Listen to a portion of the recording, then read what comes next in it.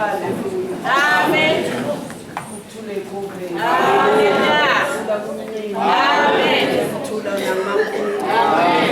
Ngiyabingelela bangcwele. Ngibingelela kwelihle igama lomfethu Jesu Kristu. Amen. Jesu wethu wasifela esiphambanweni. Elithi lenkosi wonke amadola ayoguqa. Nazo zonke ilimi ziyovuma. Nangaphansi komhlaba. Amen. Uthi inkosi yamakhosi. Amen. Ngiyababingelela abaholi bami phezulu. Ngibingelela ogogo bami. Ngibingelela ibandla lonke. Amen. Ngibingelele abantu abasha. Amen. Elithi lenkosi abadumisa abahlotshiswe ngobungcwele. Amen. Abake banqoba impi ngokudumisa banqoba impi kwathiwa nje mana nje Jehoshaphat bese nje usumisa nje abadumisi bame lapha phambili kodwa bahlotshiswe ngobungcwele badumisa maqede kwenzeka izinto impi ababebhekene nayo yagwazana yodwa ngoba basebedumisile badumisa bahlotshiswe ngobungcwele. Ngiyabingelela abazalwane hayike mamdlala ngithe nje nami mfowethu angizothi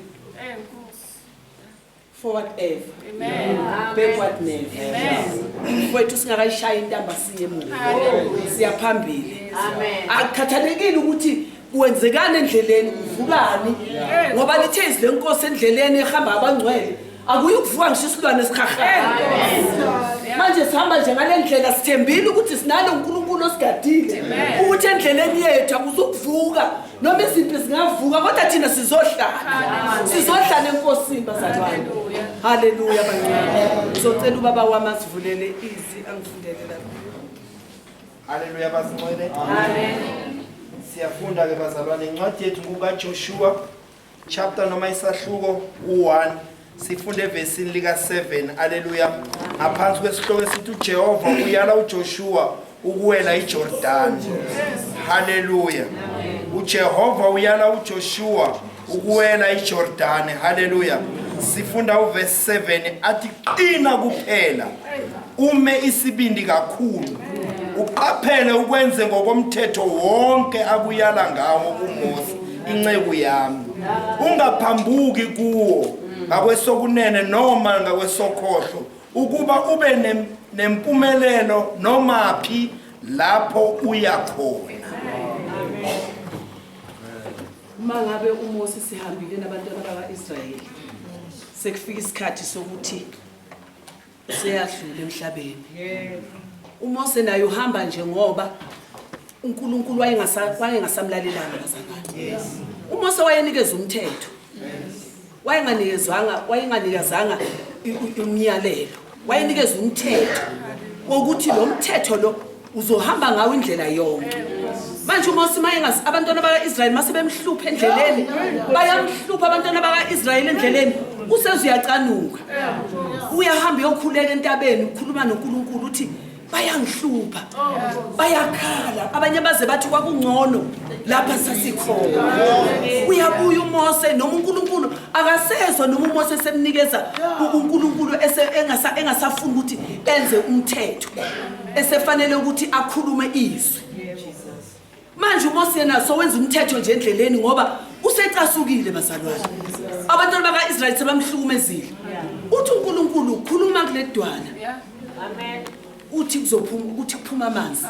Abantwana bakaIsrayeli baphuza. uMose ngendlela yokuthi ubephethe umthetho.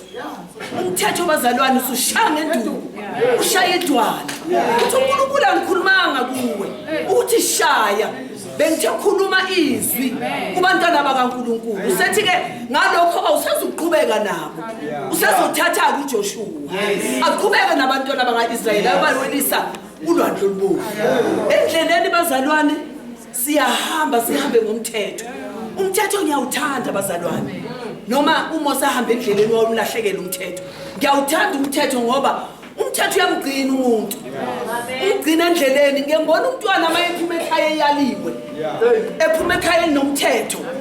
Ngishada ihamba khona abantu bathi kazuzala ubani. Ngoba unomthetho. Uyaliwe ugcina umthetho. Umthetho uyagcina ugcina ngisho inkosikazi ihleli kwayo.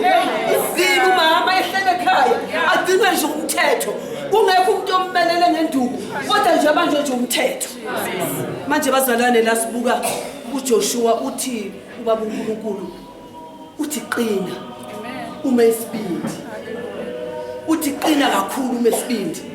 Ngifuna ukuthi ke qinani mamdlali endleleni vela kuzuba kuhle akuzuba lula nala sisuka khona uma singabala angazi ukuthi singathini kodwa ngomusa kaNkulunkulu uthi qina uma enkosini ungasabi lutho uthi uzungashini okukodwa uma usazokutshela kona ngalesi sikhathi sithi umashini okukodwa uNkulunkulu azokhuluma nawe endleleni ungashini okukodwa ungakuthalalisi umoya ingcwele akusiza hambe nawe endleleni aniyala nisole nihambile le ndlela bazalwane hayi ukuthi nibasha kule ndlela kodwa sizoniqinisa nje ukuthi keep it up uthi uNkulunkulu Joshua lencwadi yomthetho mayingasuke emlonyeni wodlinza ngayo usuku nemini asidlizeni ke bazalwane ngale ncwadi zikhona zonke izinto ebesingayidlinza kodwa le ncwadi kodwa umuntu ongayidlile le ncwadi akadlinzi ngayo udlinza umuntu oyidlile ngoba phela uyidlile le ncwadi uzodlinza ngayo ma ungayidlile uzodlinza ngayo uzodlinza ngegubu udlinza ngezondo udlinza ngesinakaqaka kanti uma udle le ncwadi yomthetho mayingasuku udlinze ngayo ubusuku nemini Nkosi yomsindisise amen.